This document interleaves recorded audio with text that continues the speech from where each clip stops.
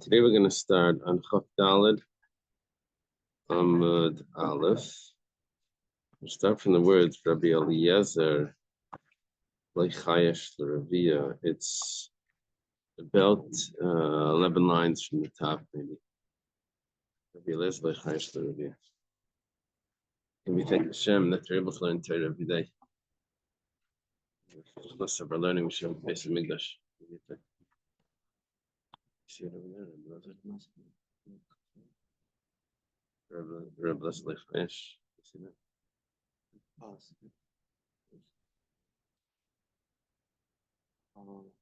Before a line up, that's Rabbi Maisa. So also we're learning for Shleim for my father and for Naftali ben Menucha Bela. Okay. So we're discussing now Rabbi Pedas.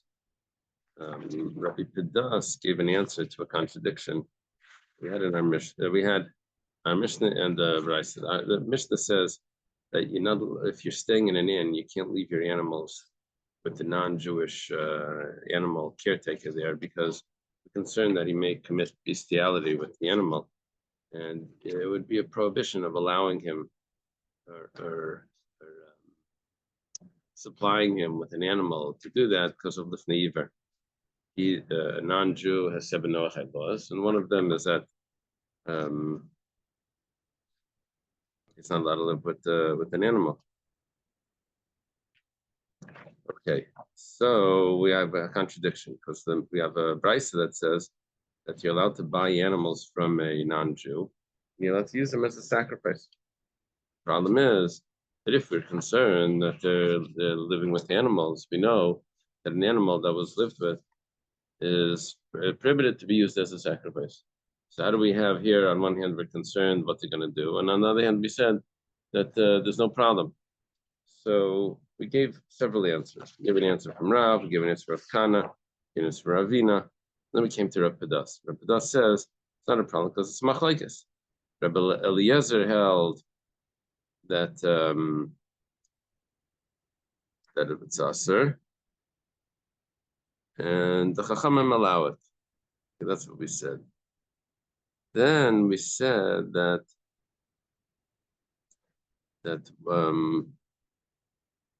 no.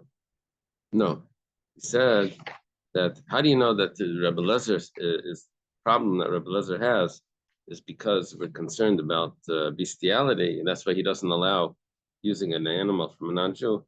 Maybe it's the way Sheila taught it, and the Gemara introduces Sheila. And Sheila says that when you're buying a paraduma, you have to buy it from a Jew. So b'yikhu means it needs to be bought by a Jew. And the Gemara has a question on Sheila. Okay, whatever the case is, we're holding now in Sheila's interpretation of Rabbi Eliezer. Rabbi Eliezer is not concerned about bestiality; he's only concerned about the purchase of it. It needs to be purchased from a Jew, not from a non-Jew. Gemara asks Rabbi Eliezer lechayesh l'Ravia.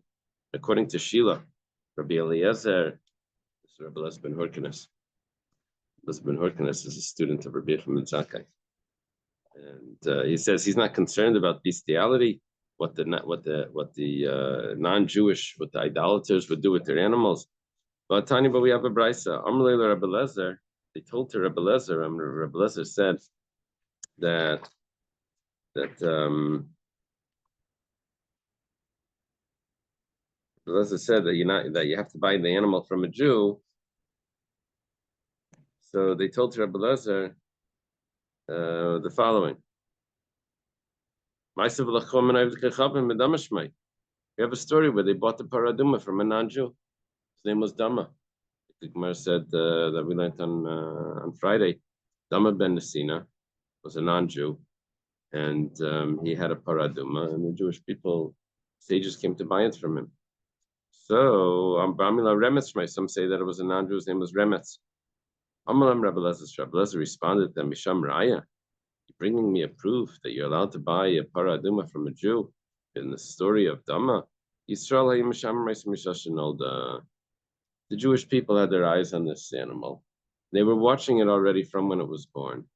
They took care. I don't know how they watched it the whole day, but they made sure that the non-Jew didn't live with it. That chefs, right? They had cameras. The Gemara says that's the case. Then Rebbe Lezer Tartiusly. According to this, Rebbe Lezer has two concerns. One is it has to be bought from a Jew, and also v'chayish nam l'revia. And also they were watching it, that it shouldn't be that they shouldn't have bestiality with it.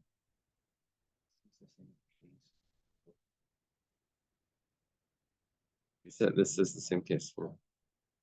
That was our answer before, was that it was brokers. Yeah. Okay, now Amar Mar. Go back to analyze. Amar Mar is when we have a statement, a Tanaic statement. We go back and analyze that statement. So we introduce it with Amar Mar, the master taught. The master is whoever was speaking beforehand in the Tanaic statement. He said, Yisrael hayim shamer meisim mishashin alda. The Jewish people were watching this paraduma from the time that it was born. And therefore we know that no act of bestiality was committed with this animal. That's why it's going to be kosher. Talking about the paraduma that was purchased from Dama ben Asina. Where it says,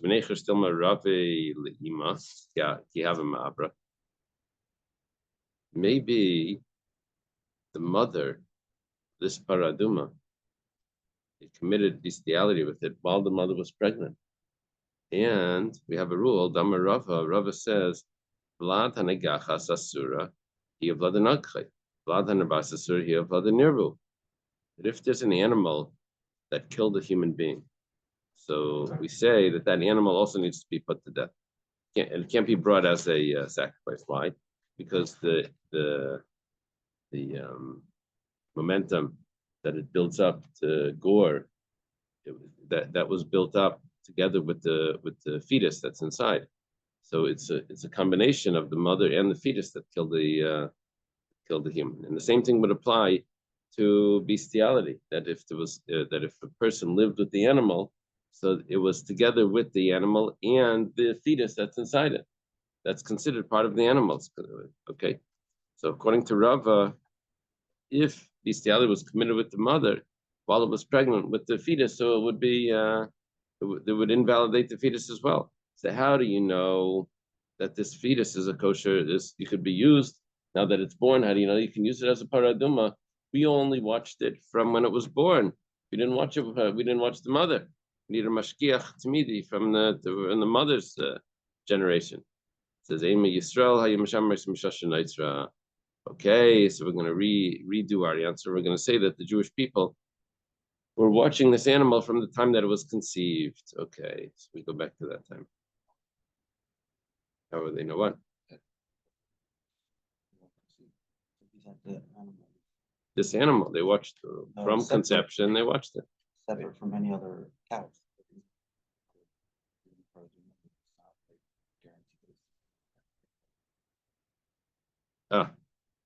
So Hillel has a good question.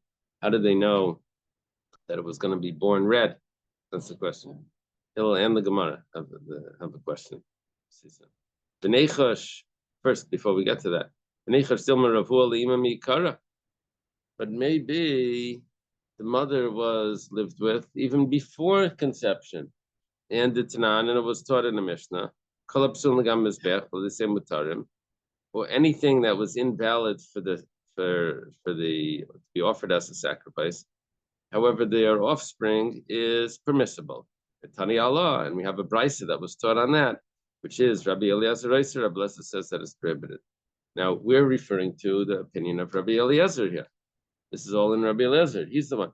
Now, if Rabbi Eliezer says it's prohibited, so then you can't just watch it from the time of conception, because if the mother was invalid, then the offspring is also invalid. If you want to learn this brisa the way Rava learned it in the name of Rav Nachman, Machlekes Kishenir B'Shem Mukdashim, this would only be this whole Machlekes between Rabbi Eliezer and Chacham is only if it was already consecrated. But if it wouldn't be consecrated, then everyone would say that it's permissible. Because we can't know the history of each animal to go all the way back. You can only know it from the time that it was consecrated. And from then on, then there's a machlekes if its offspring would be prohibited. El Rav Huna bar Chinna Rav Nachman, but according to Rav Huna bar Chinna, no, that says name Rav Nachman, the opposite. Machlekes kishenir, but the machlekes is when it was bestiality was committed kshem chulin, even before it was consecrated. Aval kshem mukdash neber kol asurim, but once it was consecrated, everyone says that it's prohibited. According to this opinion, ma'yekala meimar. Even when it was chulin, even when the animal was a mundane animal, bestiality was committed with the mother, then the offspring is going to be prohibited, even though it was a mundane animal. So how can you tell me that they watched it from the time of conception? Doesn't help. Rather, Jewish people watching the mother from the time of conception. They had to watch this animal for 2 generations. Is that where we get for which direction that when you check in the lineage of someone who's Jewish, we go back to a Jewish person, not just was her mother Jewish, but we only go back a second. It was her mother Jewish. We don't say was your great grandmother Jewish. We stop at 2 generations. That is it's a different Gemara. But is there any association that we just go 2 generations? No, I don't think so. Why not? Because it's too hard. Because we have other sources for this. Okay. By the Kohen, we said we went back 4 mothers, and by the remember that. Okay, so the Gemara says, but what about if the bestiality was committed with the mother's mother? That would invalidate the mother, which would invalidate the offspring. Where it says Kuli Haile Chashinan. We don't suspect so much. Now, why not? I'm not sure. I bet in the art scroll there's probably notes and stuff. Does it say? Let's see.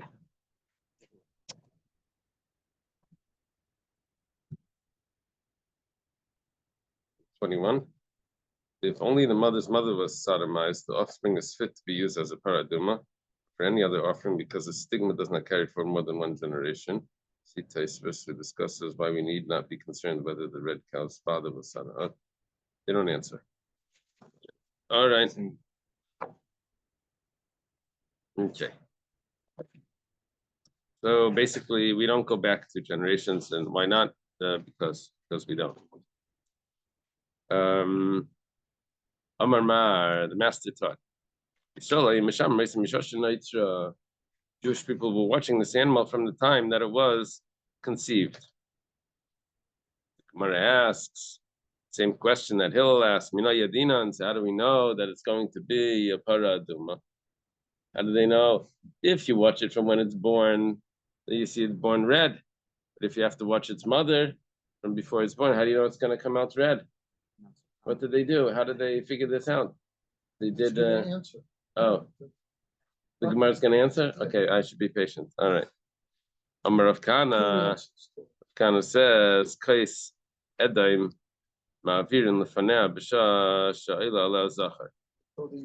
They did a Yaakov shtick. That's what Dr. Stein says.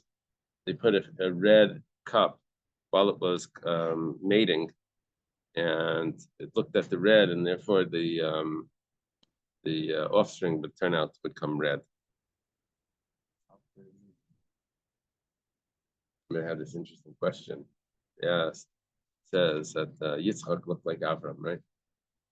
Why did Yitzchak look like Avram? So no one should say that Avram couldn't have children from Avram was sterile, but Zara, she was conceived from Avimelech. So therefore, it made Yitzchak look like Avram. That's why Hashem made Yitzchak look exactly like Avram. So they ask, 1 second, if you can do this type of shtick where you put a picture, a thing, and the baby comes out looking like. So it says that when a woman commits adultery, she thinks about her husband. So it's really not a proof that Yitzchak looks like Avram. I think the Archaim asked, and the commentary asked. Anyway. Well, Also interesting that from people, they say when the woman's pregnant, they should go to a zoo or look at animals and this, that, the baby come out looking like a monkey. Isn't there something like Yeah, but they don't say because the baby may come out looking like a monkey. What do they say? They say that the characteristics of the animal have an influence on the baby. Not The what the baby will baby, look not like what the a baby's regular gonna look baby. like. Go, Yeah. woo, woo, woo, mommy. It doesn't have to do with what the baby's gonna look like. You're extending it. I think it came. That's how I had heard it. Okay, so they did this shtick. They put a red cup there, and then the offspring is going to turn red. Yihachi, if things are so simple in the DNA laboratory, so amai damei yakarim. So why is it so expensive? If you could do this, you could replicate this in the laboratory, right? The answer's coming. It says Hayel priceless, but even though, yeah, it works a little bit, but it's not that it's going to work 100%. You need it that there's no black hairs. If there's even 2 black hairs on it, it's going to be possible, and that is very, very difficult. So Gemara says, "Ma'isna to do." So why did they have to go to Dama ben Nesina to find the red heifer? They could have done it in any person, and they could have put a red cup and watch it from its mother, and or maybe you don't have to watch the mother. You don't have to watch it at all if you use a Jew. Why they have to use Dama ben Nesina? Amar Rav Kana b'Maseches. They went to Dama. Rav Kana says because Dama had a it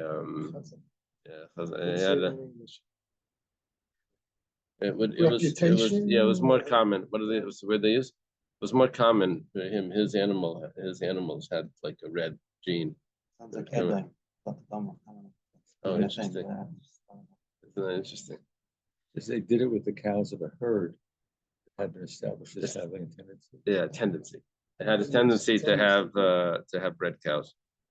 Yosef, Rab Ami, Rab Yitzchak Nafcha, Akila, the Rab Yitzchak Nafcha.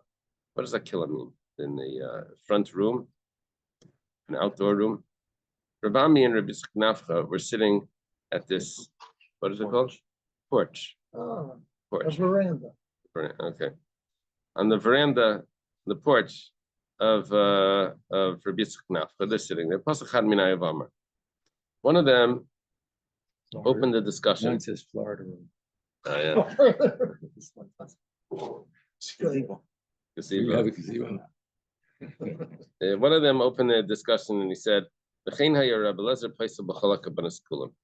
only was it possible when you bought an animal, bought a paraduma from a non-Jew, but also every single animal needed to be bought from, every single carbon needed to be bought from a Jew.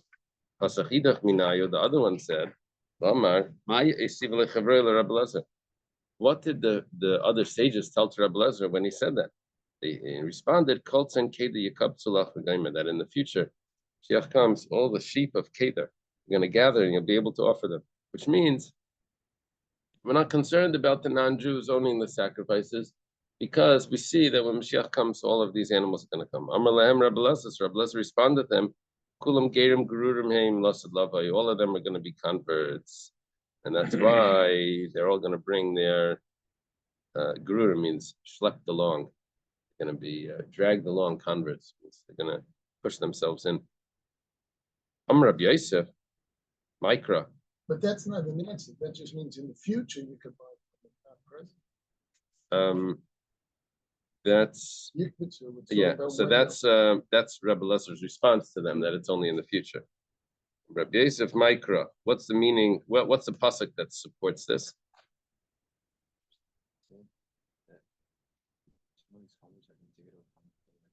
Yeah, that's the Grurim. The word Grurim is going to be drawn along. They're going to do it on their own. Even though we're not going to accept when Mashiach comes converts, right? But they're gonna come anyway. Mikra, like it says in the Megillah, it says Rabim Meyamei Haaretz Misyahadim. Misyahadim means they're gonna pretend to be Jewish. They're gonna make themselves behave. Misyahadim. It's not really Jewish, but they're gonna act Jewish. Jewish style. Kosher style. Noah Heights kosher style.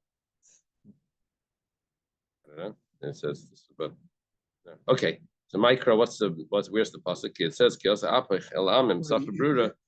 I'm sorry to say, but unfortunately, in recent history, we had the ex-Nazis who hid amongst Hasidim and made themselves look like from Jews who were liberated this and that, and lived pseudo Jewish lives to hide that they shouldn't be caught, that they were one of the Nazis in camps who said that they had caught them.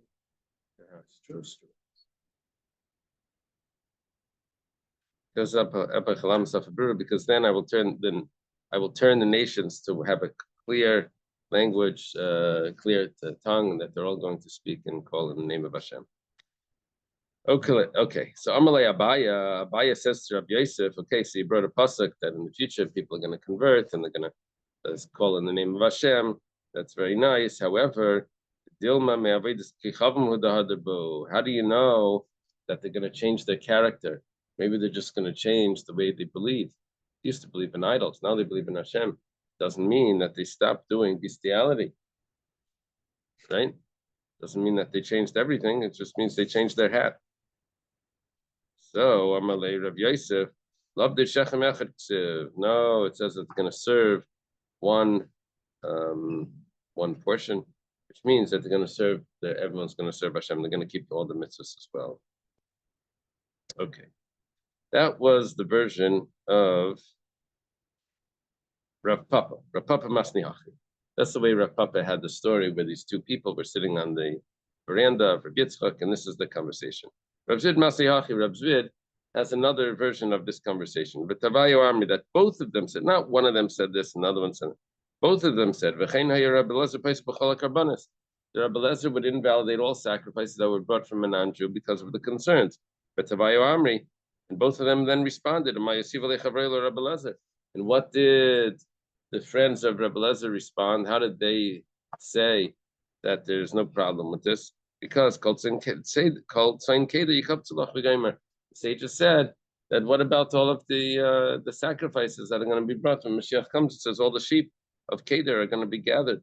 Rabbi Eliezer says about this. Rabbi Eliezer responded to the sages that they're all coming to convert, and that's why those were able to be brought. So Mikra, what's the pasuk that supports that? Because then all the nations will come with one clear language to all call in the name of Hashem. Maskefla Rabbi Yosef has a question.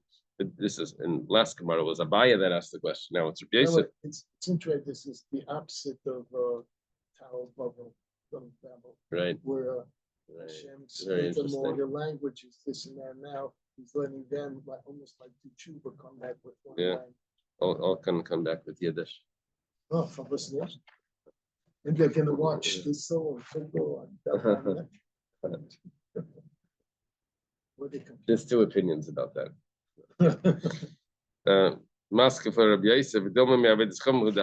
Maybe they only retract from the idol worship. How do you know they retract also from their behaviors that they had? Abaya is the one that answers to this. And he says, it says they're going to serve one portion, which means they're going to keep all the mitzvahs and they won't have this behavior. Well, basically, the Gemara is a question. It's a question on Rabbi Eliezer. It says, Vayomer Moshe. Moshe tells the Pare, we need to leave the land of Egypt. We have to go for 3 days. Not only that, but you're also going to give us the animals to sacrifice.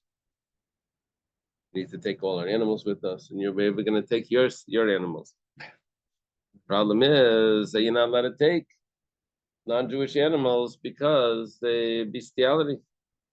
It says this halacha was only after Matan Torah that they have to be concerned. Before Matan Torah, was no problem with taking their animals. Tashima, come listen. Then we take for Korban Pesach. Those before Matan Torah. No, we took our own animals. Don't say we took their animals. Oh, was Yeah. Just can't give another answer. Moshe Yisro's father-in-law, and we're assuming that he wasn't Jewish. yet, and he brought sacrifices, right? Burnt offerings, peace offerings to Hashem. Gemara says Yisrael Matan Torah. Well, Yisrael was before the giving of the Torah. Says, well, that's a machlokes. This fits according to the opinion that says Yisrael was before Matan Torah. We were on top of 45b, 25b, 24b. Sorry, Yisrael came after Matan Torah. What is there to say? If Yisrael is after Matan Torah, how is he allowed to bring sacrifices? We don't know what he did with those animals. Ella Yisrael Yisrael Zav, and Yisrael bought the animals from Jewish people, and that's how he was able to bring them. They had a hechsher on them. That's hechsher on those animals. So he brought them. I thought the other answer was that they only do bestiality with the large animals, but they don't do it with those, She had a Gemara before that they wouldn't do bestiality with their own animals, only with other animals. There wasn't something I read that about small, they didn't do it, and that's what we're doing for the farmers. We did have dogs versus small animals. That dogs would hang around with the owner, and that was the reason why they weren't concerned about dogs, but the small animals we were concerned about. If they eat grass, and she wouldn't be able to throw meat to it to show that it wasn't the attraction there wasn't the meat. Well, Tashima, come and listen. Vayomer Shaul says that this is when Shaul was given a command to wipe out Amalek, and which he does, except for the king, and he leaves also the sheep. And Shmuel says, what's that sound that I hear? I hear the ba. What does that sound? It says, "Ma'amaleki haviyom ashecham ala'am al meitav atzayin va'abakar va'hamishnim va'akarim al kol atzayin l'manzvayach l'Hashem alikecha." What you're hearing, Shmuel, is the sound of the sheep, the best of the sheep and the cattle, that the nation had compassion on them, so that we could offer them as sacrifices. This is when the famous statement was, it's better to listen than to bring sacrifices. Listen, follow the instructions. It says, my metav, what is, so here we have a problem. How are you allowed to bring animals from Amalek as sacrifices? We are concerned about bestiality. Those animals are invalid. Mari answers, my metav, what does it mean? The best of the sheep? May metav, it means we're going to sell the sheep. From the money, we're going to buy Jewish animals, kosher animals. And then we're going to use that for Maishna Metav. So why do you have to get the best of the animals if you're only selling them anyway? It does. What's the difference? You're going to be buying new ones. It says, no, they're going to be easy to sell because they're so good. You'll be able to sell them. They were such fat sheep. Be able to sell them easy. And then you'll be able to buy new ones. Tashma. Another question here on Rabbi Eliezer. Vayomer Aravna al David. Wait, so we interpret Meitav from the best as opposed to just the best animals. That would I didn't realize that. I just thought it was meant the best. Yeah, but that would help. That would actually interpret differently. Maybe that's another interpretation. I just read it simple. I didn't look in any commentaries, but I just read it that Meitav means Demei Meitav, the value of the Meitav. So why does it have to be so good if you're selling it anyway? So it says it's easier to sell. Vayomer Aravna al David Yikach Vayal Adoni Hamelech Hasatev Beinav Ve'es. No, it says Ra'ei Habakar La'ila V'Amerigim M'Klei Bakar Leitzim. David Hamelech is buying the land of Yerushalayim from Aravna, right? And over there he sees over there cattle, and he brings that as a sacrifice. And Merigim in the Klei Bakar, he uses it as the utensils that's used for the animals. Use it as the wood. He burns the wood and he brings the cattle as sacrifice. And the problem is, this cattle was Aravna's. Amar Rav Nachman, Aravna ger Toshav. Well, Aravna was a ger Toshav, and he kept on himself to Shav mitzvahs, and so that's why he did not commit bestiality with these animals. My Merigim, what does it mean that he used this type of wood for the? What are the Merigim? Yeah. Amar Ula says Mita Shel Turbal. This is a bed of Turbal. Well, what's a bed of Turbal? My Mita Shel Turbal is like you answered the question, but you don't know what you're talking about. It says Iza the Kurkasan the Daishan. What this is a board There's a that picture like a sled over here.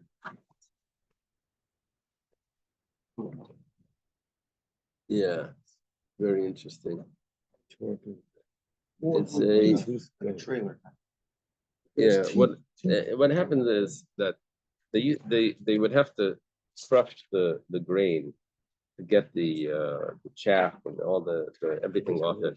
So it's like imagine peanuts in the shell. So they have to crack all of that to get it off. So what they would do is they would put a board on top and they would let an animal walk on it, trample on it. And that instead of walking directly on it, walk on this board. Well, this board had like it was slated. Yeah, it had like so it would had like these bumps and grooves in it so that it would crack it better. So we're talking about that they had this board, and that was this was used for dash. This is called threshing. Yeah. Ribizing is a grater, right? What is ribizing? A grater. So like a grading board. Yeah, Yeah. exactly. What was that meant for? What are the teeth on the meat hammer? What is that? What do they do with it? What do they do with it? I think to tenderize meat, yeah, before MSG. Smack the meat enough, you really chopping up the meat with each blow. And what Making happens? Pulled beef. Oh, to make it pulled beef, that's what they do it? Well, I don't know, they're something talking like to about make beef, it, Make holes in this. Holes left go in. Oh, that's what it Marinate. was. Uh-huh. Oh, for the seasoning. Okay. Interesting. Origami. What is it? Origami? It's a Japanese thing where you cut up paper. Origami? Origami. Oh, that's these. I Close to it. don't know. Moringa is also I don't close to know. it. I tell you, I told this. So there was this we had in the Chumash. It says Yan Hayalem Zara. It says by the quail. I think it says it came for them for as Zara. So Moshe Darshan says in a foreign language, Zara means swords. So I was looking up foreign languages, and now Google Translate. So I went into Swahili. How do you say sword in Swahili? And all these languages that would be foreign. Anyway, none of them looked anything like sword, like Zara. None of them looked like Zara. So finally, I found in maybe English. The sword was originally Zor. It's originally Zor. Wow. It says, oh, Ramesh Darshan was referring to English.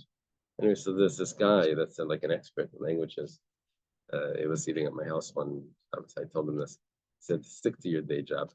there's a tool. My wife uses when she cuts wood. It's got a saw that's electric, so it goes instead of you going like this. Right. It's called a sawzall. Oh, yeah. That's actually the name of Finger it. taker? So Zara, anyway, I Never still think it trust was a good carpenter. shot, but anyway. Yeah, Okay, Amar Rabbi Yosef. maybe he should stick to his day job. Amar Rabbi Yosef. Rabbi Yosef says, Mikra, what's the source that you're telling me that the Moirig or Moirigan is this thing that's used for threshing, for trampling? This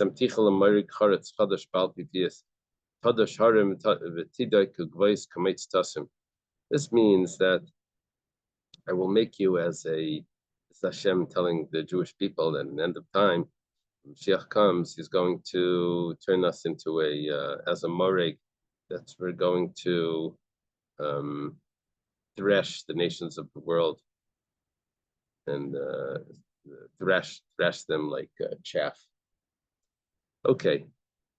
Meisvei, there's the questions. Bombers. Yeah, big bombs. What happened? Big bombs do that, right? Yeah. What happened was that there were animals. What happened was that the Aron was captured by the Plishtim. Well, one of the battles, but we were worried that we were going to lose. We took the Aron out. We said, "Oh, we for sure win now because we have this talisman. What is it called? We have this like charms for sure going to help us win." Anyway, turns out that the Aron got captured, and man, we lost. So the Aron was by the Plishtim for a bunch of months, the Plishtim started to get these terrible diseases, and they decided to give it back. They got hemorrhoids and all types of things, and the mice were biting the hemorrhoids, and they were in a bad situation. So they decided to send it back. So they put it on these cows, and the cows walked straight back to show that the cows were going directly. It was being returned. They took the young of the cows and they put them in one place. Nevertheless, the mothers walked away from the young, which they would never do. But they walked in a straight. It says they walked straight to the Jewish camp. Well, Is that because of the cows? Is that because the Aron was taking them in the direction. Well, when they got there, so they took the cows and they offered them as sacrifices. Well, Hashem, how could he offer the sacrifice? Was coming from the Pelishtim, the Philistines. They would, we don't know what they did with these animals. How could we offer it as a sacrifice? Gemara says, this was Hirasha. Normally, that would not be allowed. This is a special exception where we had a directive from the prophet that we should offer them as sacrifices. Also makes sense. We don't say this. You never bring a burnt offering as a female animal. Ayla is always a male animal. So it must be that this was a special dispensation that we had. We would bring this unique offering, and we'd also bring it from the non-Jewish animals. Gemara says, "My question, why did you even think this was a question?" Dilma babamas yachid. You hear? Usually we give answers to questions. Now we're questioning why you thought it was a question. I say, how could you even ask this question? Maybe we're talking about that they didn't bring it on the altar. They brought it on a bamas yachid, a private altar, and over there you can do all types of things. A female ayla is permissible to be brought on a private altar. Shmuel himself brought a milking suckling lamb. And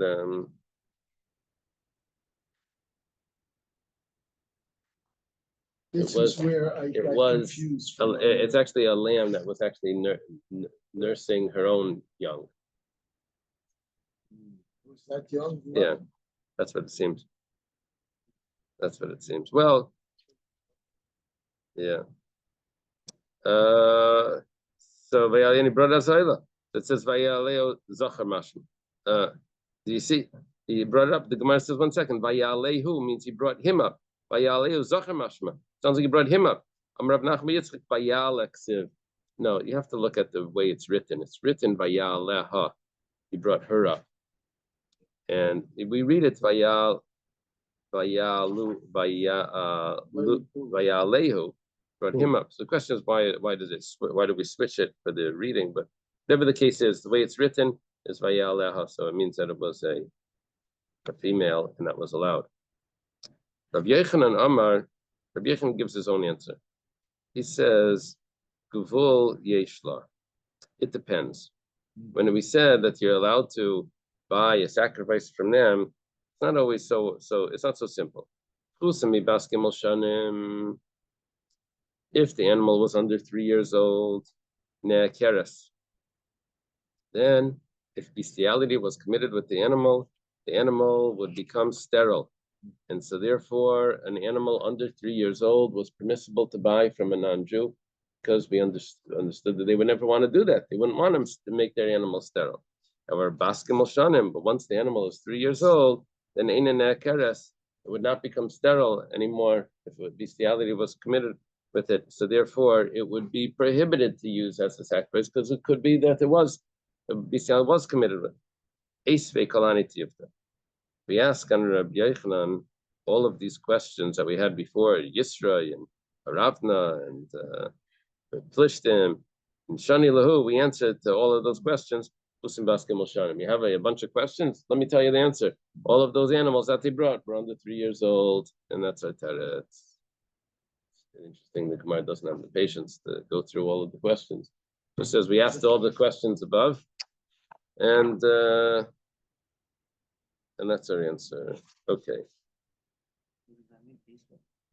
Esvei means they ask. It literally, Esvei is he asked him.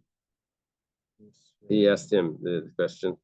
The Mesvei is they asked. They asked. And Maseches is he asked. But you don't have a him in there. Okay. Is that like a resolution for the original understanding of the question that we had, or still? Well, we introduced Rabbi Yochanan now. He sort of answered everything up. You know, every question that we had on Rabbi Lezer, that how he says he can't buy an animal from a non-Jew. We had questions. He answered them all up. Each one was a special exception, or according to Rabbi Yochanan, it was under 3 years. But we answered everything else as well. So it sounds like there is a resolution. Like May Siv would be May Shiv. That's the answer. No. Tough and shin? Yes, you're correct. It's up and shin, but it means a retort. It doesn't mean, yeah, it's a question. It's used as a question, not as an answer. Maskefla Ravuna, Breder of Nassan. Am I correct? Is that what we're up to? No. Yeah, that's where we're up. Tashima, 1 second. No. Tashima. Vesapars hello Oil Hashem. 1 second. What about those cows that we had a story with, that Pelishtim sent the cows in this direction, and they took the young and they put it in another, and they kept them in the back, they held them back, which means that those cows had already given birth, which means those cows cannot be under 3 years old. My answer is yes, they were less than 3 years old. Ravuna Breder of Nassan, Ravuna Breder of Nassan has a question, a strong pain. I know Vespanem Kala Babayas, Pusmi Baskimol Shanim, Mikayalda. Will an animal give birth under 3 years old? It needs to be 3 years old to give birth.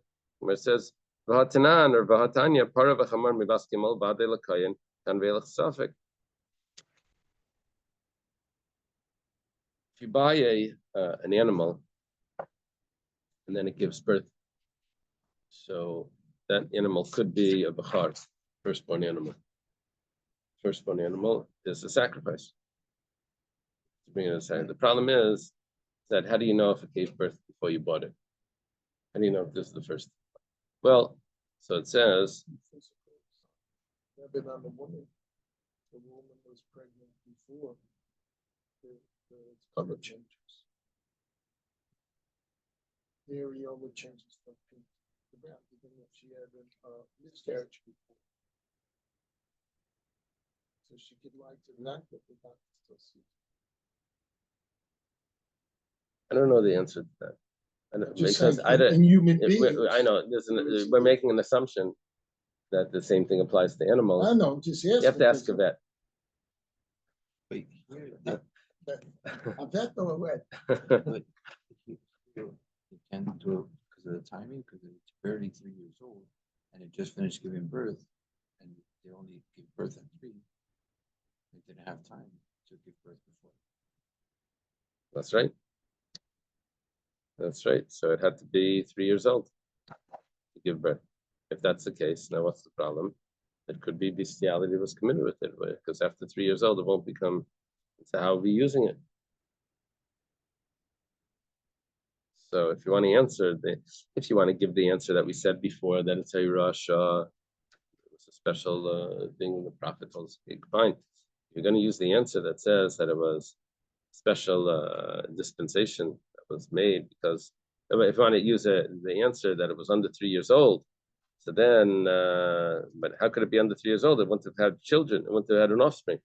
By the way, Google says the price of most of Google made a mistake on Friday, so we don't trust them 100%. Maybe they had a mistake very early that you don't see it, but like certain animals, you see like. But it's still in humans, that's what I say, even in this carriage, we show the same change. An abortion. For example, like a dog has never been pregnant. Things haven't. Milk. You could tell. So I'm just saying, once Because it there's had milk been before, some you sort could tell. of pregnancy, whether it went through or not, the color of those things change. that's just.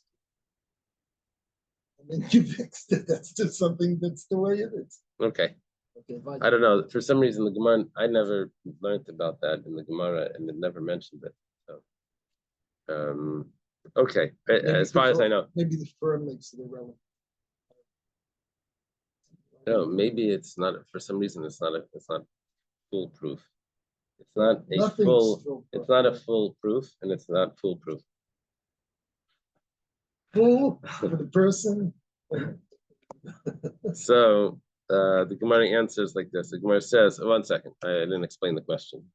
Question is that if someone buys an animal from a non-Jew, maybe it's maybe it had an offspring already, maybe it didn't. How do you know if the firstborn, if the animal that is born by you is a firstborn or not? So the rule was like this: that if the animal is under 3 years old, then obviously the one that's born now must be the firstborn.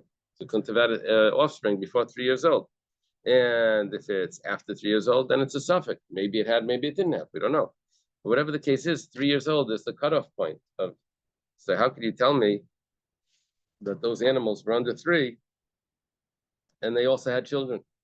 See from the laws of Bukhar that under 3 they would not have an offspring.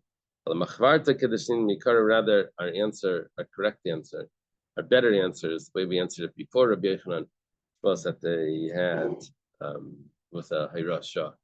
It's a special dispensation that time because from the prophet. Okay, now the Gemara discusses the verses that we had about the animals that were taking the Aron back to the Jewish camp. It says V'yasharna hapares baderech al derech Beishemesh.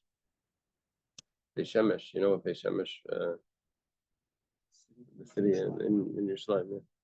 This is the area of Beishemesh. Beishemesh. You know what else is there? Shimshon. Shimshon's grave is in Beishemesh. But anyway, Shimshon was a Gilui of not Gilui, the a reincarnation. reincarnation of Nadav. Oh, really? Where do you hear that? Oh, then there's something My else. memory's not that good. Something else in Beit Shemesh was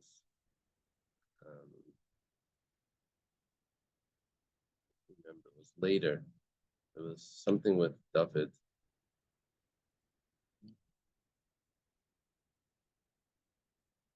Anyway, okay.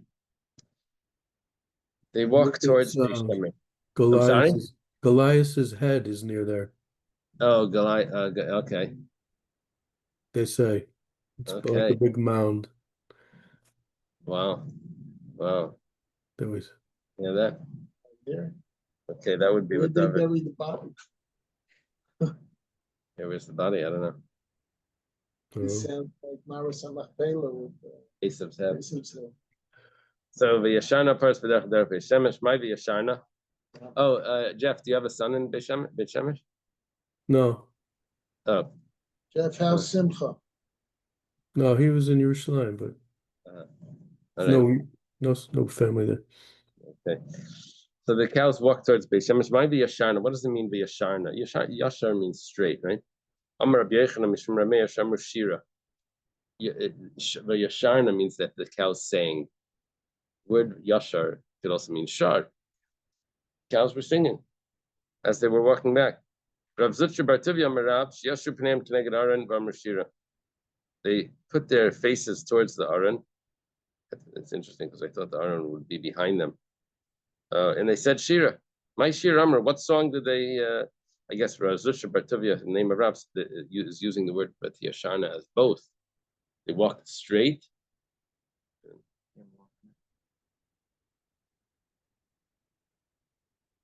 The Yashar, they turned, they made their faces straight, and Shira, both things. My Shira Amr, what song did they sing? Amr Rabbi Mishum Reb Meir, Oz Yasher Moshe Bnei Yisrael. They sang Oz Yasher. That's what the cows were singing. We got to get the recording of this. Rabbi Yechon Didei Amar, this is Rabbi Yechon name of Reb Meir. Rabbi Yechon himself says, Ramartim Bayemahu Haidel Hashem Kir V'Shmai. They sang another song, and that day they would say, praise Hashem, calling his name. Reb Shimon ben Lakish Amar Mismeri Yasma. saying that Mizmor Yasmin means an orphaned psalm, which merely means an anonymous psalm. Mizmor, it doesn't say who is like Mizbalasa or Maskil Leheman or one of those. There's no name on it. Mizmor Shir La Hashem Shir Chadash Kinefleis Asar Shir Yaminu Zera Kadshei. Song to Hashem, new song, does wonders, saves us with his right hand and his holy arm. Rabbi Lazar Amar Hashem Malach Yirguz V'Amim. Hashem is king, and he Yirgazu, he makes angry, he shakes up the nations. Hashem Malach Yeslavish. He dresses in greatness. What is that? Oh, they quote that over there. And I mean, in the notes, they start saying. Rabbi Tzgnafcha Amar, Tzgnafcha says, we had Rabbi Tzgnafcha earlier today, says, Reini, Ashita, his nefri brave, Haderech Achishekes, Berik Mizav, Hamalala, Betvir, Arman, and Mefara, Badi Adayim.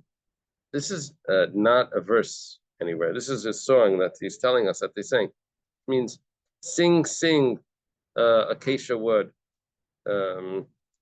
wave along the way, which is decorated with gold and praised with dvir. Dvir means the Sefer Torah, and it's decorated with types of jewelry, adei adayim, types of jewelry. Can we back up 1 second? I just noticed in the commentary, it says that the bus says that when mentioned, because you read in Pirkei Avos that Bilam's talking donkey was one of the 10 things created, that was the general title again for all animals, which included these that would eventually come to be talking. So these cows that were singing, according to that opinion, was part of that. Beautiful. Yeah, but it says that as always we have a machlokus that who say somebody else said no. I think it's just that was allegorical. Cows weren't really singing. It's all an allegorical. Who says that? That's what I just lost. I think it was Maral, but I just. Uh-huh. 1 second.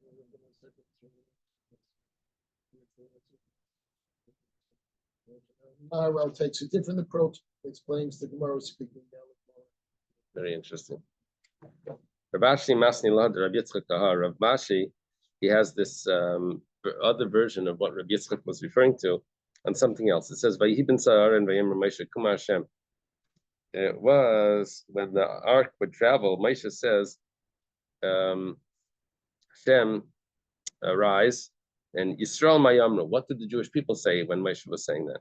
Rabbi Yitzchak, Reini Ashita, Hulu, that he would say, sing, acacia wood, etc. Amar Rav. Rav says, Kaman Karu Parsoi L'Sefra Devir. Where they get the Persians, they have this word for a Sefer Torah, they call it Devir. It says, Mehacha, they got it from here. It says, V'shem Devir, L'fnim Kirya Sefer. There was a place that was called Devir, and originally it was called Kirya Sefer, means the place of the book, and Devir would mean the book, because now it's called Devir, so it's a translation of Kirya Sefer. Ravashi Amar Ravashi says, Kaman Kara Parsoi Lenida Dashtina.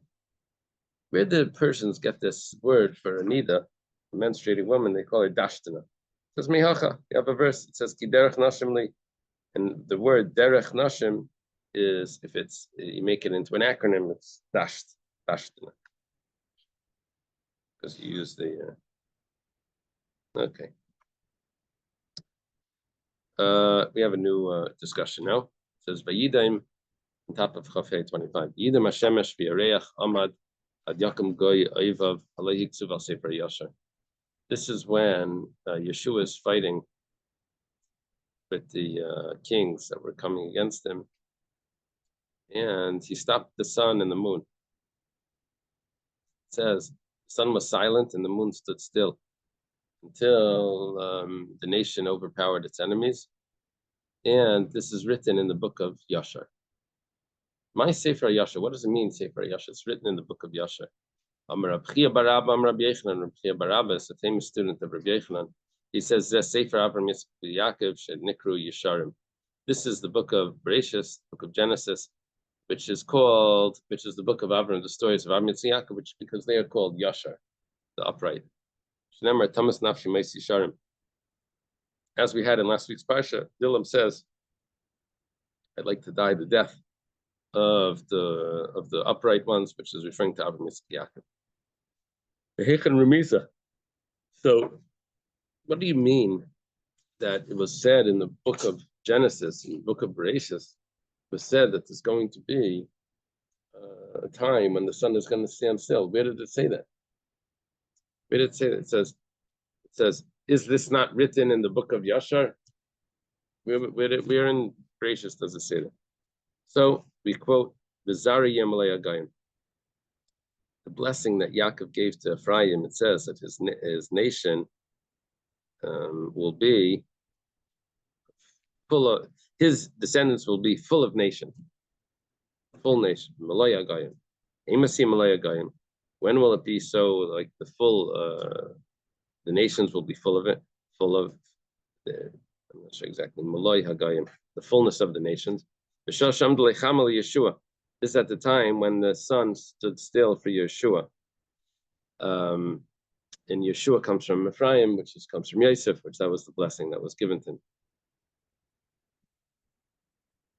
Okay. We're saying that where's it alluded to in Bereshis in the blessing of Yaakov? Because all the nations saw that the sun had stopped, stood still. They all knew. Right, that was the fullness of the nation. Now we quote the pasuk. It says, "Vayamed Hashemesh."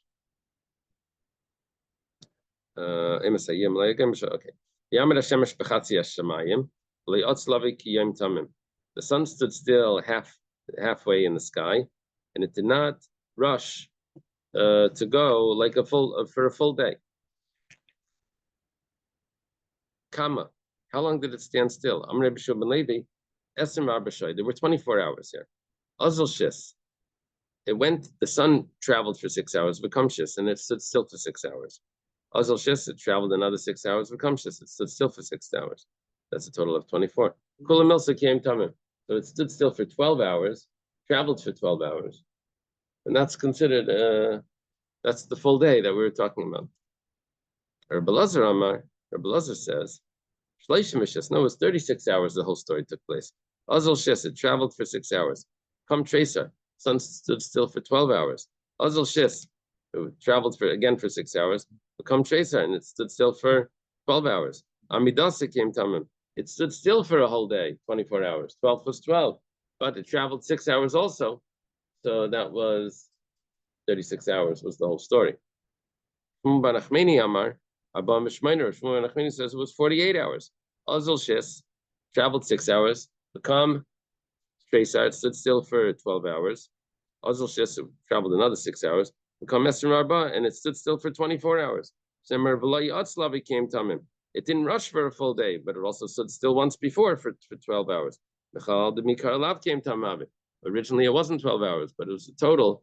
The whole story was 48 hours because it was 24 plus 12, 36, plus 6 plus 6, 48. Is the miracle that the sun stood still, no matter what you're saying, for that a day, which normally is 24 hours, apparently here has more than 24 hours within the day. Because you might have 36 or I'm just saying, how can you have 36 hours and still call it a day? I mean, hey, there's a day before and a day after. So when you just mess up the calendar of the year, Yeah. So that's a miracle right there. A day is the cycle of the sun. No matter how long it is. So we're not. So People were just wondering. They went to their school and they went to the lecture, and the lecture's supposed to go from this time to this time. And it just went on, and they kept looking at their watch when it was going to end. And it just went on and on. Here's my question, unless it's totally wrong. There was going to be a Rosh Chodesh that was witnessed at the end of this, Yeah, but all of that stood still. Everything stopped.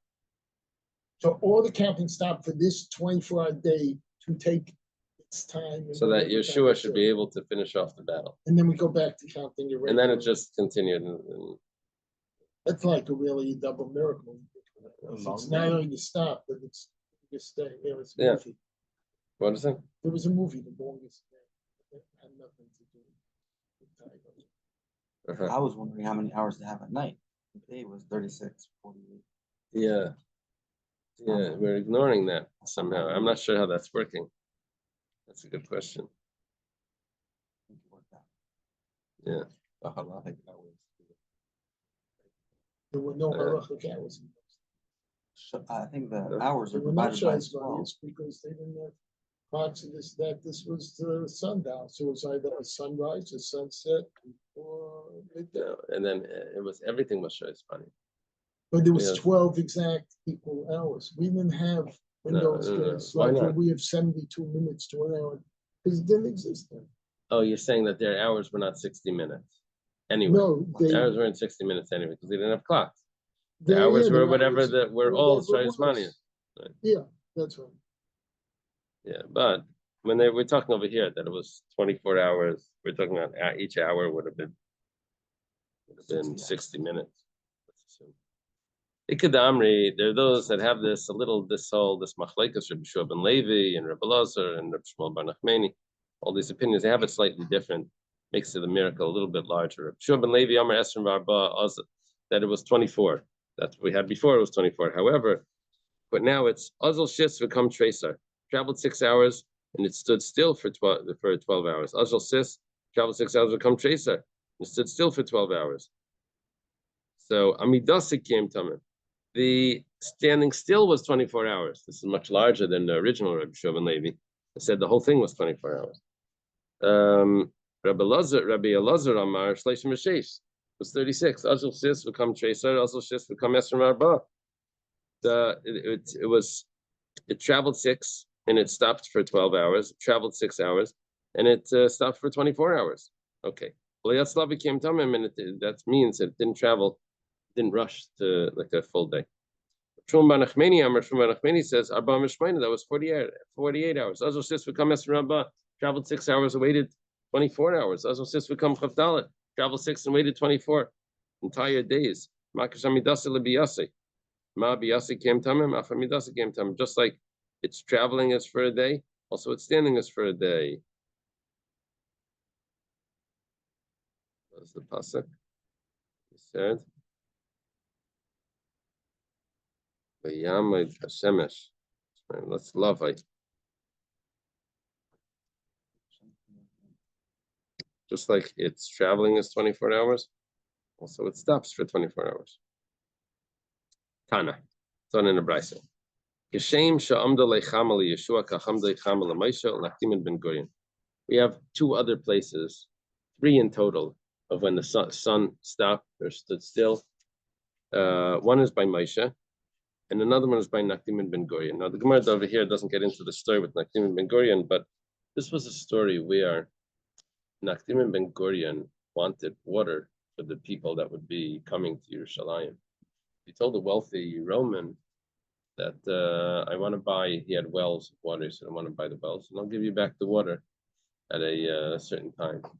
Anyway, there was a drought, and it didn't rain. The time came, and he says, if I don't give it back to you, I'll give you this and this amount of money. So it didn't rain, and the guy came to him, he said, pay me the money. So he said, no, the sun is still out. It still has a chance to, the day's not over yet. So anyway, he went and he davened, and it started to rain.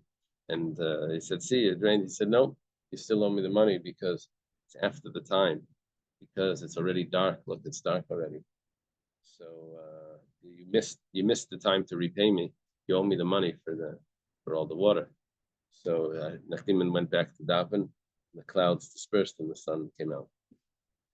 So that's Nachdim Ben Gurion. And by Moshe, apparently by one of the battles, the sun stood still as well. Remember that story? It's in Gemara Tainus. Well, let's take a look over here. Nachdim Ben Gurion Gemara. I'm sorry, Yeshua Kroi. Yeshua we know from the Psukim. Naktim Ben Gurion Gemara, that we have from a tradition, the story of Naktim Ben Gurion. And L'Moshe Minalan, where do we know that it stood still by Moshe? It says Asya Achal Achal. Ksiv Hacha Achal Teis Bachta. It says you began to show your awesomeness. Ksiv Hasam Yeshua Achal Gadlecha. That began to show his greatness. He uses that word, that verbal analogy tells me that just like something happened by Yeshua, so too the same thing happened by Moshe. Rabbi Yochanan Asya taste, used taste, which means to give. Began to show or to give your fear. So be Yeshua be taste Hashem on the day that Hashem gave the Amorites. Okay. You see it from the actual pasuk itself. Asher Yishmun Shemacha, they will hear your about you. V'ragzu, they will fear v'chalam mipanecha, and they will be afraid of you. Emasei ragzu v'chalam mipanecha. When would they be fear and be afraid of you? B'shasha amdallah yivchamal Moshe. The sun stood still for Moshe. Meisvei. The problem, it says in the book of Yeshua, it was never such an occurrence beforehand or afterwards. What are you telling me? That it happened before and it happened afterwards. One teretz says that yes, this was the longest it lasted was by Yeshua, possibly 48 hours, but by Moshe it wasn't so long. It didn't have the hailstones that came down like it came down by Yeshua. The ksiv, Vayihi b'noisam b'nei Yisrael, hein b'morid b'scharan v'Hashem hishlach aleim avanim gedolos min hashamayim. Ad Aska V'Yamusu, that these meteors came flying down from heaven and killed them. Ksiv Vayomer Lamed B'nei Yehuda Keshes in Iksuv al Sefer Yasher. We have a pasuk that says to teach the children of Yehuda archery. Behold, this is written in the book of Yasher. My Sefer Yasher. Which just like we mentioned before by Yeshua, you quoted the Sefer Yasher. Again, Rabbi Chiya says in the name Rabbi Yochanan that Sefer Yasher always means the Sefer Avnei Yaakov's Nekri Yishar. This is the book of Genesis, of Bereshis, which is Avram Yitzchak Yaakov, which are called upright. The Ksiv Behu Tamas Nafshi Meis Yisharim, which regarding them, Bilam said that I would like my death should be like the death of them. Tiachisa Kamayo, which is last week's parsha. No, also in Pirkei Avos last night. In the 48, Yasha is one of the attributes. So now we have, last time we had a question, where did we find that it was hinted to in Bereshis? We quoted the Brach of Yaakov to Yosef, to Ephraim. Over here, where is this hinted to that the stones are going to fall down from heaven? Yehuda ata yeducha achach yodcha b'aref lebecha. Ezu malchus tzricha yad k'neged oiref, havyem ezu keshes. No, I'm sorry, not the stones. This is talking about where do you see that you're going to need to learn archery? The sons of Yehuda will learn archery. This is which type of, it says, Yehuda, your brothers will acknowledge you, your hand will be on the nape and the neck, the back of the neck of your enemy. Which type of battle is the hand on the neck? It says this is archery. Now, I assume because they would pull it back to the neck. Rabbi Lezer says the opposite. It's not the book of Bereshis. It's the book of Deuteronomy, Devarim. It says the Ora Fayivecha should say the Ora Pecha. If you're pulling it back on your neck. Yeah. So, otherwise, it would sound like hand-to-hand battle. So maybe it's the other way. Maybe it's not that you pull it to the neck. Maybe it's that you aim at the person's neck. Maybe that's the killer shot.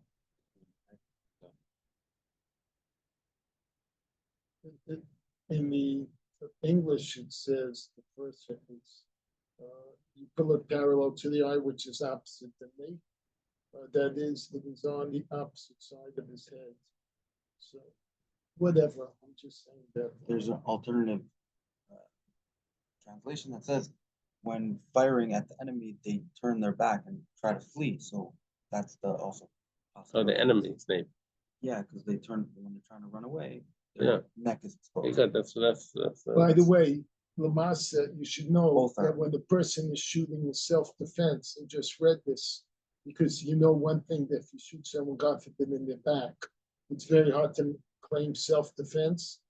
The definition in the law is even the side, let's say the bullet grazes the side, that's shooting in the back. And the problem is, most people, if they were going to shoot their gun, they'll shoot more than one. They'll go pow pow, or something like that. The first shot, usually the person automatically winches and turns. It's just an automatic response. It takes a quarter of a second. The person who's shooting within a half second is already shooting the second bullet. So it's not unusual that the second bullet might hit, even though you were aiming at the front of the person, all of a sudden hit him on the side of the shoulder. The next thing you know, the person has the law going against him and saying you shot him in his back. So if you do carry, then no law, think twice, or maybe once. That it be carried by 6, then be charged by 12. Not then be charged by 12. Sure, you're a good shot. Yeah, kill him the first time. Okay, Sharing that. okay. So now we have another interpretation here. Rabbi Lezer, that it's in the Sefer Mishnah Torah. My curly Sefer Yasha. Why is Mishnah Torah? It means the book of Devarim, Deuteronomy. Why is that called Sefer Yasha? The Ksiv Asisi Yasha Atay B'nei Hashem says that in the book of Devarim, it says that you should do what's upright and good in the eyes of Hashem. Beicher Miza. So we are in Devarim. Is it hinted to that Bnei Yehuda are going to be archers? It says Yadav Ravlai. It says you have to go to the in the blessings that Moshe gave. Over there it says his hands are great for him. Which type of war requires 2 hands? This is a bow, because you have to pull it back. And you also have to hold it. But Shmuel Bar Nachmani says Sefer Shoftim. Shmuel Nachmani says no, it's the book of Shoftim, the book of Judges.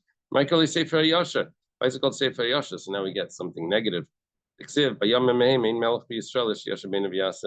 this time there was no king.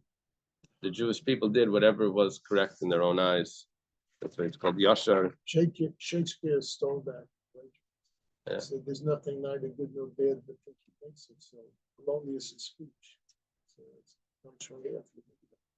It's only what they think is good.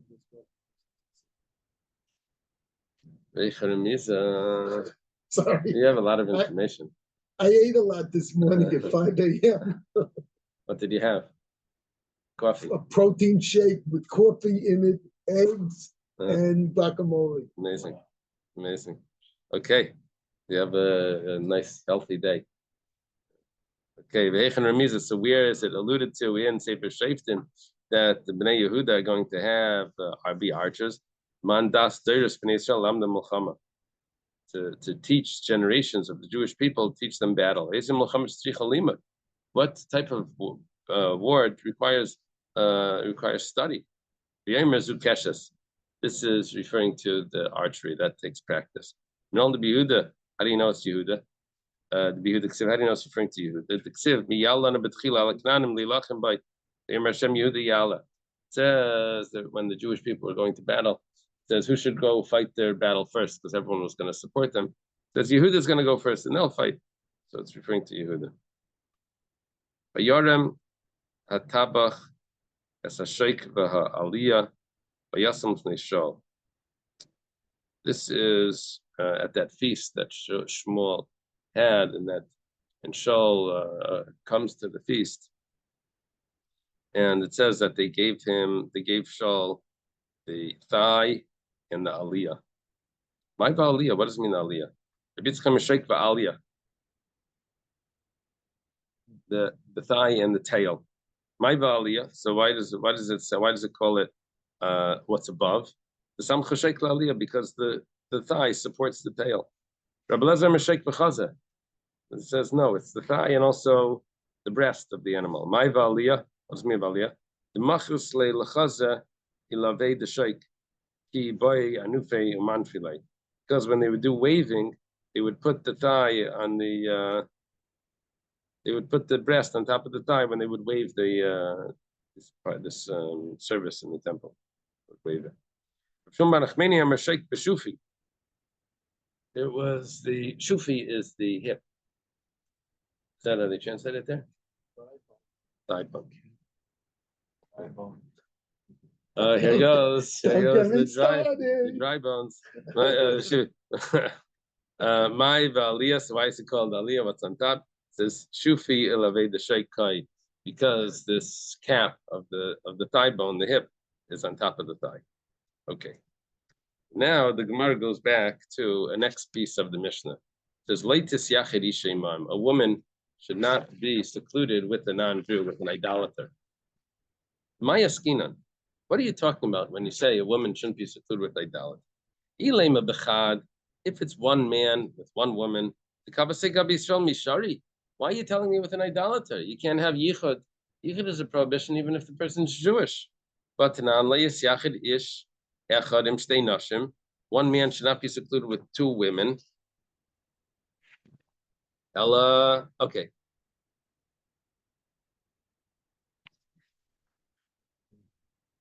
Okay, so that's our question. You can't have yichud. Ella bitlasa. Rather, it's talking about when there are three women, then that would be permissible for amongst one man with three women. They wouldn't allow themselves to sin. However, the Kavasei Gabi Yisrael. Oh, it's okay. Ella bitlasa. It's talking about that it's three. 3 men or 3 women?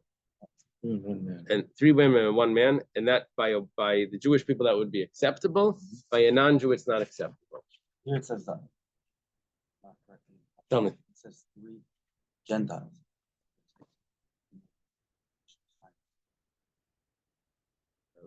Plus Yisrael, plus Shem, Memir, Memlech, Shem.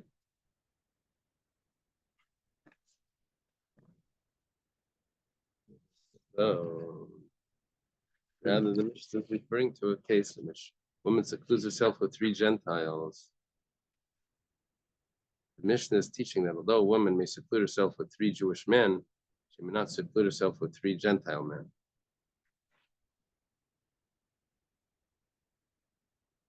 Interesting that they should say that. Let me look at your.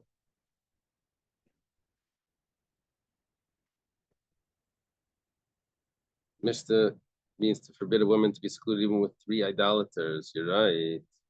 The Gemara makes the suggestion that the Mishnah refers to the seclusion with 2 idolaters. But that's not what we were talking about before. We were talking about Yachid Ishim Shtei Nashim with 2 women. Surely not with 1 woman.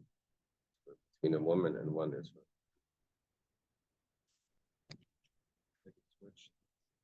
Yeah, so it switches totally. Ella bitlasa. Oh. 1 second. 2 Jewish men are allowed to be secluded with 1 woman. So why do we have to jump to 3? Just say 2.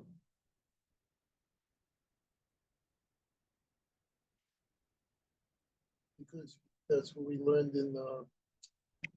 Oh, because on the Kiddushin. road. Oh, on the road. One goes to On the road, yeah, on the road. Okay, so we need to have, that's fine. Okay, so we jump to, thank you for that. Rather, it's talking about 3 men. Okay, the Kavasei Gabi Yisrael, that regarding by a Jewish person, that would be accepted. The Gemara says now, 1 second. The Kavasei Gabi Yisrael b'prutzim yishari, if they would be not, if they would be, what's the word for prutzim? Like Immorality. immoral people. If they wouldn't be moral people, then that wouldn't be allowed by for 3 Jewish men that weren't moral with the same halacha. So why are you telling me it's only by goyim? But tanan aval isha achas misachedesim shnei nashim v'am Rav Yehuda amar Shmuel eishon b'ksheir mal prutzim afil asar nami like. The problem is that if they're not, if they're immoral people, it doesn't have to be non-Jews. It could be even Jewish people. If they're not moral, they would be prohibited, even if it's 10. My side, there was a story that there were 10 men that carried a woman out on a bed. So the Gemara says, the answer that the Gemara gives now is that if a one woman is together with there's a man that's secluded with a woman, but the man's wife is there as well. So there's two women in the room and one man. One of those women is the wife. She would never allow her husband to do anything with this other woman. She's there protecting. Now that is only by a Jewish wife and a Jewish husband.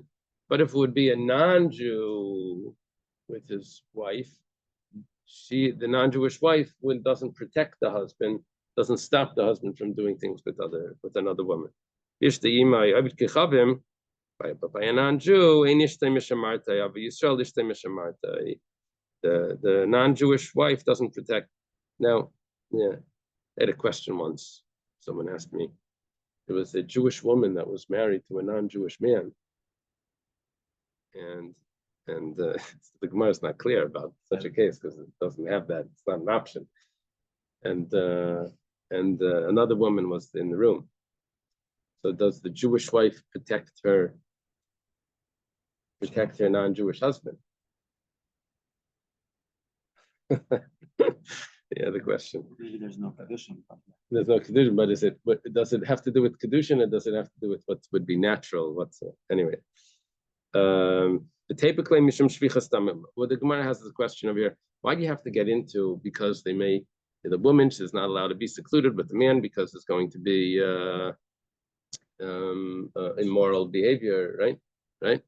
We had another. The Mishnah states that you can't be secluded with an idolater because they may murder.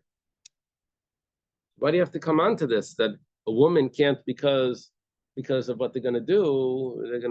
This behavior. There's a bigger issue. She can't be secluded because they may kill her. Rabbi Yirmiyah answers, we're talking about a very important woman, and so we're not concerned that they're going to kill her. They're afraid of her. She has connections to the government. They're not going to start up with her. They're not going to kill her. The only concern is she may live with her, right? But they're not going to kill her. Ravidi says, I'll give you a better teretz. A woman, her armor is on her. In other words, they're distracted by what they can do with her, that they're not going to want to kill her because they can live with her. That's her protection. She's always carrying her weapons with her. That's considered her weapons. My beinayu, what's the difference between these two pshatim? Rabbi Yirmiyah's pshat that it's an important woman, and Ravidi. The difference is ika beinayu isha chashuva bein anoshim v'sheina chashuva bein anoshim. Interesting Gemara says that she's an important person amongst the men, but she's not important amongst the women. That means she's not beautiful. Important amongst women would mean she was beautiful. Important amongst men means that she's important and politically important. So if she's important amongst the men, so Rabbi Yirmiyah's pshat kicks in, says they're not going to kill her. But Ravidi's pshat doesn't kick in because they don't care to live with her because she's not pretty. Tani Kavaseder Ravidi Baravin, we have a support for Ravidi Baravin. It says Isha, a woman, Afabisha Shalamima. What does it mean, Shalamima?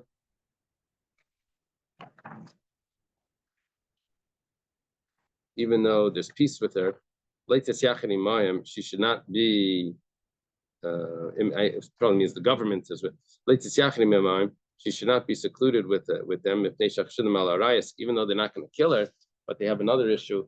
They have a concern that they may live with her. So, which means that what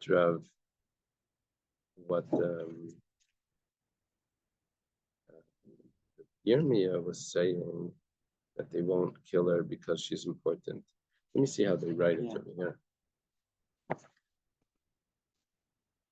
I don't know if this is just saw recently in the news about Zara Netanyahu being the only female related to President Trump's last week. So Yeah. She has some power politically. That is taught in a brayso in accordance with the opinion of reading Barav with regard to a woman, even though her protection accompanies her.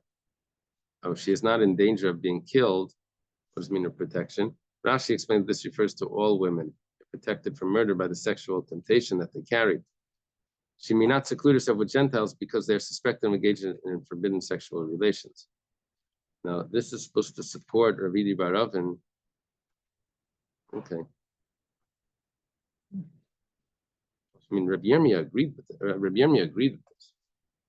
That there's a problem of. Oh, I guess because Shalimima. Looks are not enough to weaponize protector, so to speak. Or vice versa. Because Rashi holds that it doesn't matter if they're attractive or not. They're just because, Okay, let's leave it over here. Okay, Yeshikayach, everyone.